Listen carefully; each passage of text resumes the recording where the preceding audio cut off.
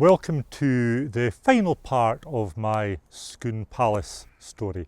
I'm standing in front of the old market cross, the cross that marked the centre of old Scone. Now I hasten to add, it is Scone, it is not scone, you dinna eat it.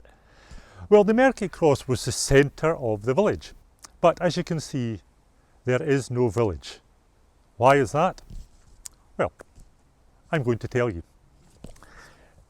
This site had been a real religious centre from the 700s right the way through to the time of the Reformation in the mid-1500s. At that time, you will recall from my earlier video, John Knox had preached a sermon in St John's Church in Perth. And as a result of the passion of this sermon, the congregation had gone out to try or to start destroying churches.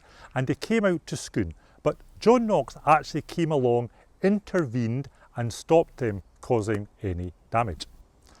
Unfortunately, the next day a rascally mob from Dundee came and they finished the job. The abbey, the monastery which had been here for so long, was destroyed. However, the stone was taken, it was rebuilt, it was used to build a house for the Ruthven families, who at that time owned the land. This house later to be inherited by David Murray after the Gowrie House conspiracy. Now this is the old road to Scone Palace. This building dates to 1803, when the old Gowrie Palace was more or less demolished and rebuilt in this new style. The entrance I'm standing in front of, the gateway, this used to be the entrance through which visitors to the palace would come. I'm standing at the end of a long straight road, and this would have been designed to impress anybody coming to visit. However, in 1842, there was a very important visitor came to Scone. She was Queen Victoria. Now, she wasn't invited. She invited herself. We know this because Lord Mansfield, he wrote a letter to his mother saying how a visit from the Queen would be frightfully inconvenient, but it would be impolite to refuse.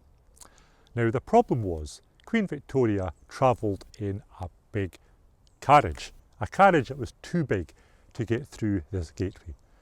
So what happened? Well, they built a brand new road to take her in without having to come through this entrance. But I mentioned the Market Cross and the village of Scone. What happened to that? Well, at the time that this palace was being remodelled in 1803, the grounds were being landscaped and basically the village of Old Scone, it was in the way. It spoiled the view. So what do? We build a brand new village over the hill, which is about 2 miles north of me here, moved the entire population over the hill and into the town of New Scone, or today just Scone. We're now going to go back down towards the palace and I'll tell you some more about the royal visit.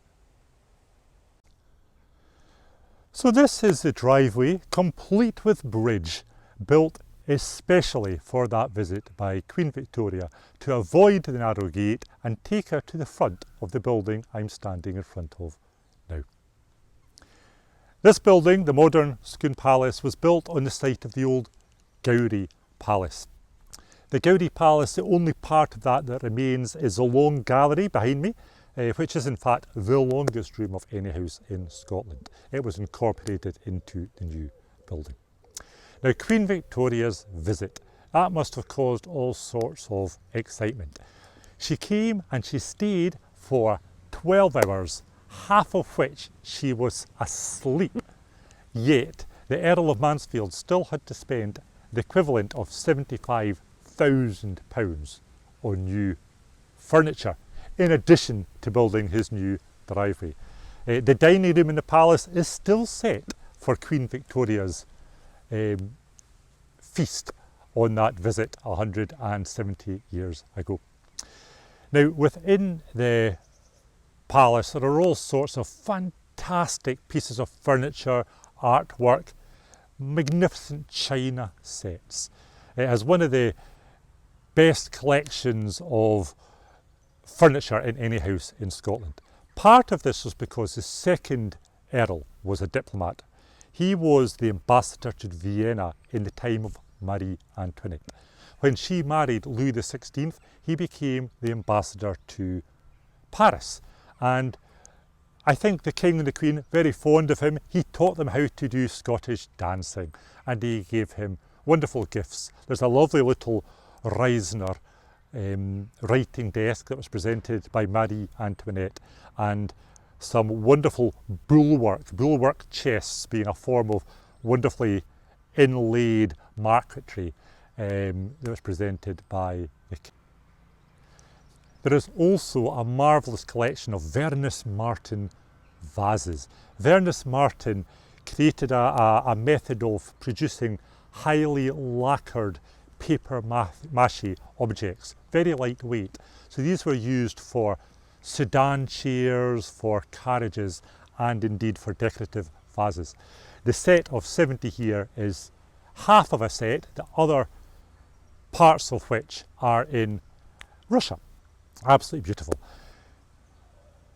Another Earl who very important in British history was the third Earl of Mansfield. He was famous for a very important trial, one of the trials that, if you like, started the move in Scotland or in Britain to getting rid of slavery. He heard the case of an escaped slave, a slave who had been bought in America, brought to Britain and escaped. His owner took him to court to try and get him back, but the third Earl held that there was the whole concept of slavery was so abhorrent there was no place for it in British society, and ruled against the slave owner. Very, very important legal case. Now today the Earl and the Countess, they still live very close by. They don't live in the palace anymore, although I have to say their old apartments are available for rent for those who may wish to stay there. But the palace itself, fascinating place to walk through, really at the centre of Scotland's history for over 1,000 years.